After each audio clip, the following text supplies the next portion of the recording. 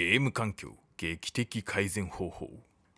さあ、スプラトゥーンの発売3ね、スプラトゥーン3の発売日も決定して、オンラインでね、ゲームすることがだんだん増えていくと思うんですよね。で、オンライン対戦してる時に一番気になるのが通信環境ね。で、ラグがあると勝敗にも影響するし、何よりそのラグのせいで負けたとか思いたくないしね。でもかといってね、お金をかけて買えるのも無理、回線を変えるのも無理、住んでる地域によってこれも無理っていう人もね、結構いると思うんですよね。なので今回は任天堂スイッチ編で、2022年度任天堂スイッチ編でお金をかけず設定だけで通信環境を少しでも改善しようっていう動画になってます。ぜひともね、高評価、コメント欄、チャンネル登録お願いいたします。じゃあ行くよ、レッツゴー。さあ、今回はスイッチ編ということで、任天堂スイッチのね、インターネットの環境の設定のところで、設定をね、していこうと思います。当然ながらこのね、スイッチのメイン画面の設定ってところを押して開いてもらうと、その中にインターネットっていう項目があります。で、インターネットの項目を開くと、こんな感じで今の状況が見れますが、で、自分がね、登録してる Wi-Fi とか、有線のね、設定とかが出てくると思うので、それをまず開いてください。で、その中を見ていくと IP アドレスとか DNS 設定とかプロキシ設定 MTU 自動で接続みたいな項目があると思います。で、ここの項目をいじっていくと。で、IP アドレスって何って言われると、住所みたいなもんで、ネット上のね、住所みたいなイメージ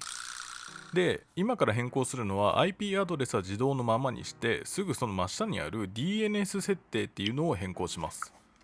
で、 DNS を選択して手動に変更すると、今使ってるインターネットのね、設定が出てきます。で、ここの有線 DNS 代替 DNS の数値を変更する。で、どれに変えるのっていうのがこちらで、 Google であれば8888で代替が8844、クラウドフレアって方ねってなると1111で代替が1001に数値を変更すると速度が少し上がるよっていう感じです。で、どっちがおすすめなのっていうと、クラウドフレア、この11111001の方がおすすめ。こっちの方がね、早いことも多くて、でもね、安定しにくかったりするっていうちょっと欠点があったりしますが、あともう一個は使用してるネットとか環境とか地域によってもね、差が出るので、実際にね、測定してみていい方にね、設定したらいいのかなと思います。